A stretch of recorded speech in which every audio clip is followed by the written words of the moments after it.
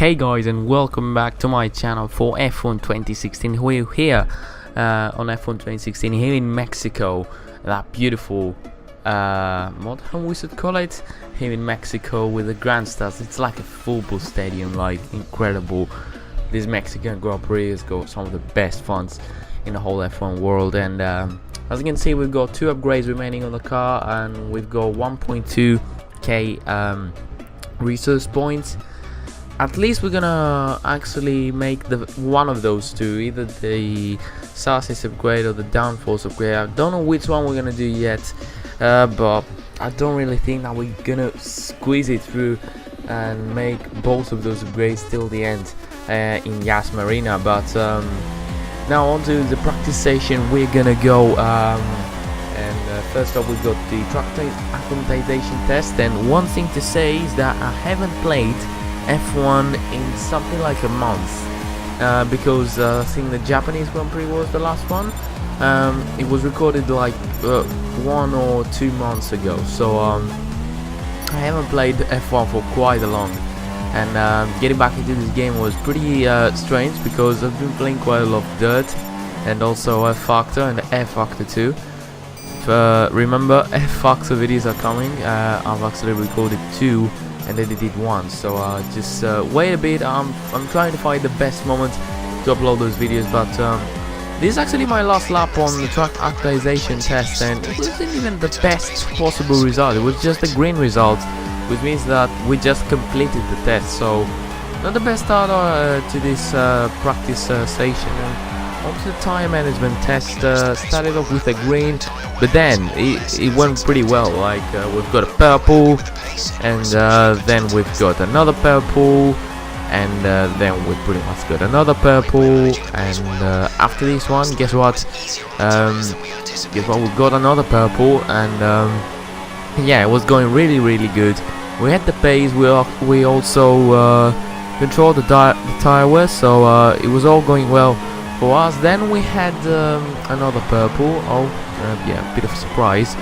We had another purple, and that meant that we actually got a purple result on the time management test. So it seems like we got back on our feet again after this time management test, and after setting 7 laps, 5 to 7 laps. So we got a bit of our pace back, and that was pretty much the time management test that went pretty nice. Next up, we had the qualifying pace test, and we had to do 3 laps. Target, try to get a cheeky slipstreaming there from Hamilton. The first lap that we were meant to set was a 1:19.5, which would possibly put us in P3, and that's what we actually did straight away from our first lap.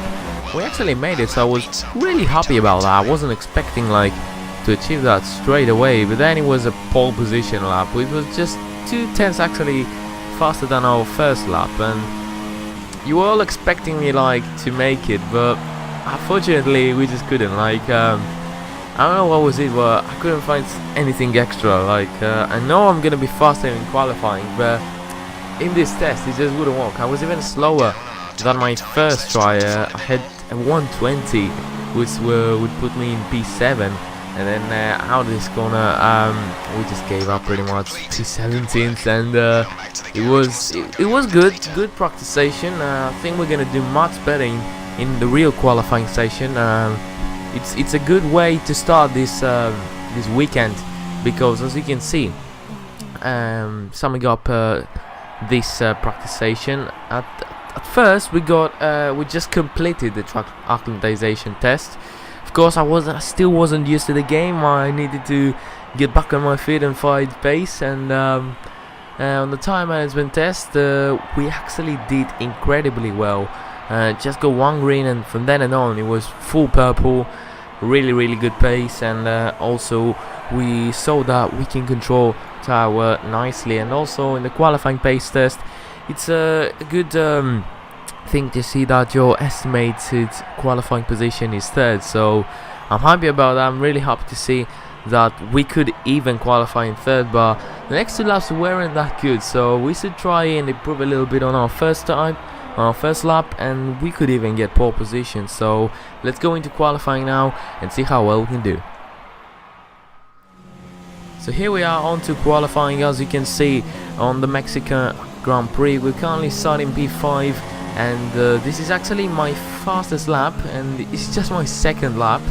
My current lap is a 1:18.6, which actually just put us in P5 behind Alonso and also Magnussen, who is currently standing in P1. So we need to have quite a lot. That was a bad lock-up. I think that's going to cost us some time, but this is actually my best lap, just saying. We've got 5 minutes remaining on that station, and let's see how we're going to be on our first sector. It's a 2/10 faster than Kevin Magnussen, so it was a big improvement on our first lap. And onto this sector, 7/10 faster than Kevin Magnussen. Well, that's huge. That's a huge of a gap there. And onto the third sector now, coming through the last corner and through the finish line. It's an improvement of 5 seconds on our first lap, and that actually put us into P1. So provisional pole position right here in the Mexican Grand Prix. And as the session was almost over, I was afraid that someone would cross the line and put me out of this P1, but I didn't want to risk it, so I went out on another set of super softs. But unfortunately, I don't know what was it, but we couldn't improve. Like with 2/10 here, then had a terrible exit through there and through the final corner, had a bit of a lock up, and that pretty much destroyed that lap. But what really is important for us is that we got another pole position. I wasn't really pushing in previous races. Like I was trying to go for the strategy, going on for a set of softs, but I was like, come on, we've got a really fast car. We got to do the business. We got to get a pole position. It's been quite a long time since we've last got a pole position, I believe. But the good thing is that we've got a Renault lockout for the race with Kevin Magnussen just just 1/10 behind me. So it seems like Kevin's got a really good pace, and he could possibly fight for the win. Next behind us we got the 2 Red Bulls, so, and also the McLaren Honda. Fernando Alonso seems pretty strong once again, but let's go into the race and see if we can win another one. The air may be thin here in Mexico City. The atmosphere is anything but. The crowd have been chanting and singing, not just this afternoon, but throughout the entire weekend. There's a great love for Formula One here, and no small amount of expectation. Let's hope today's Grand Prix can meet it. At 2,285 metres above sea level, the thin air of the Autodromo Hermanos Rodriguez poses a unique challenge, not just to a driver's skill, but to the efficiency of their engines as well. 17 corners make up a lap of this 2.6-mile circuit, and you can expect incredible speeds in excess of 220 miles per hour, and overtaking too into the hard braking zones of turns 1 and turn 4. I'm joined again today by none other than Anthony Davidson. Tell me, Ant, obviously there's a lot of development work that goes on with these cars between the races. You've been both a test driver and a race driver. What differences are there in the way you approach those roles? Interesting question, Crofty. They're two very different mindsets. I mean, when I tested for BAR, we had full in-season testing where, per driver, you'd cover up to 15,000 kilometres per season. And in that role, it was more about working for the team, trying to help them improve the car and drive as systematically as you could, so that that data could be analysed in the most consistent way. When you're lining up on the grid for a race, however, your frame of mind's all about what you can get out of the situation on that day, and the car's the tool to help you achieve what you want. You still want to focus on the setup, of course, but it's more about the here and now, getting yourself as far up the field as possible, and less about development work for the future. Okay, remember to protect the inside on the run down to turn 1. Make yourself as wide as possible, robust but fair. So here we are on the grid of the US. Well, sorry, my commentary today is terrible. I'm sorry, today hasn't been a good day for me, so please bear with me. So we're here in on the grid of the Mexican Grand Prix. Time for pole position, and the strategy is pretty much an easy strategy, but there's also a different strategy which says super softs, and then 2 stops on the soft. So that is pretty much a longer strategy by 15 seconds. So don't really want to do that. We're gonna choose the first one, but we'll see if we can push the first stint of the super soft and actually try and go on a set of softs and then another set of softs to actually finish the race on a set of softs instead of a set of mediums, because the medium tires on this game are pretty bad. You've got understeer, you lose the control of the car a lot, you break up quite easily. They're just not the right compound. But now we're ready for the start. It's 5 lights, and it's lights out, and where we go for the Mexican Grand Prix. Kevin Magnussen gets off to a better start than me, and he's actually already up into P1, although he's just on the right hand side of me. So we'll see who's gonna be braver on the brakes. He's braver on the brakes, but can he hold it into the inside line? No, he finally can. He's just backed off terribly there.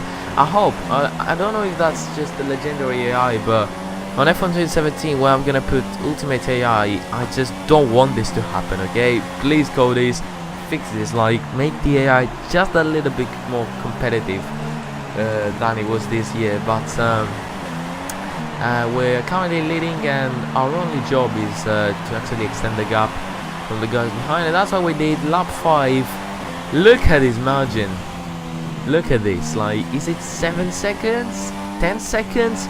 I don't know what happened. I don't know what happened between the guys behind me. If they made contact, if they lost time battling it out. But what I know for sure is that we've got a gap of 8 seconds ahead of us, behind us, and from Max Verstappen. But now those guys had pitted. I extended my stint till lap 8, and I think that's the maximum I could have done. I didn't want to have any punches or anything, so I was like, no, I'm gonna extend it as much as I can and be actually safe at the same time. But we also actually have had a gap of 8 seconds, so I didn't really have anything to lose. So we went on a set of mediums. I know I told you in the beginning of this that I would have gone on a set of softs and then another set of softs, but that was pretty much too risky. So I was like, okay, let's get rid of this compound, and as we've got a huge gap from the lead from the cars behind, and we can actually get rid of this compound and then finish the race with sort of soft. So I think I've done the best thing I could. As you saw, we've done a triple overtake. 2 cars jumped into the pit stops, and we also overtook Jensen Button, and now we are making an easy move on Sergio Perez for P1, that is, and pretty much I don't even know what the gap is from Ricciardo and Verstappen. It's just, I don't know how this race is just, we're pretty dominant, like you can see the gap. 25 seconds it is from Ricciardo, but I think they already made a pit stop, so that makes itself like explain what is going on. So if I make this pit stop, then the gap will probably be around, oh my goodness me, well, just about. If it wasn't like the auto pit driver, like the car driver himself in the pit stops, if it wasn't for that, then we would have ended up in a war. But thank God that didn't happen, so we didn't lose any part of our front wing. So that means we're okay, we're fine. And let's see how many seconds we are ahead of Ricciardo coming out of the pit stops. This is our last pit stop also, instead of softs, while the others are on a set of mediums. So we've got the advantage on the tires, both on the tires and on the pace line. We've been faster all the way through this race, so we've got nothing to be afraid of us. We lap Marcus Ericsson. There's a safety car, and DRS has been disabled, and we've got a safety car. And that gives a chance, you know, to Ricciardo. I know he's on a slower compound, and he also has to firstly overtake Marcus Ericsson as a lap car, but he's got a chance. He's got a slight chance.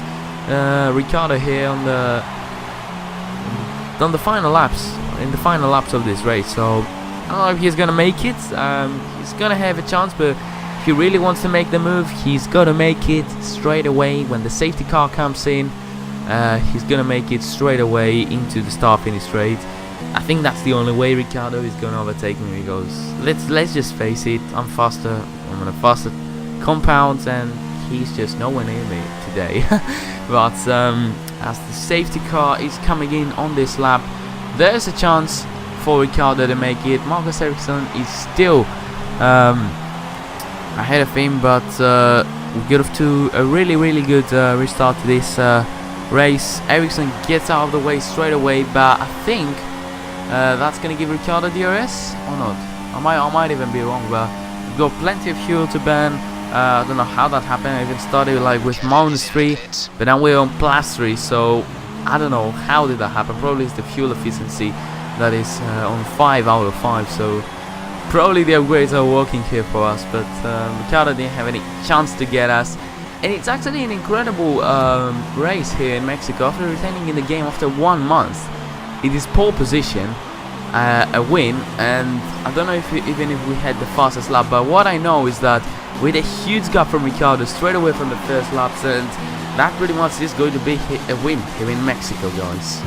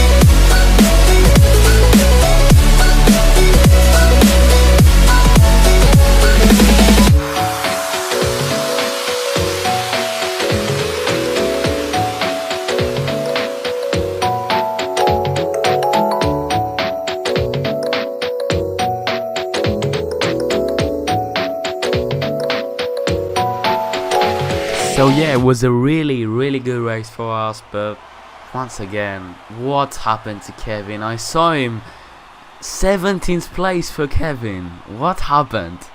What is going on with Kevin's luck? Like, he's a good driver, he's fast. He also saw it in qualifying, just 2 tenths behind me, but what happened? What happened again, and he ended up 17th? I don't know what was the case in this race, but what I saw, the Haas team, very Haas. The Haas team, very Haas. Sorry, once again, sorry about the commentary. They've done very good. Roman Grosjean, I think he was 6th, and Gutierrez finished on 9th. So now the driver standings, pretty much nothing changes. We actually extend our lead from Max Verstappen, but we're already champions, so we don't really care about that.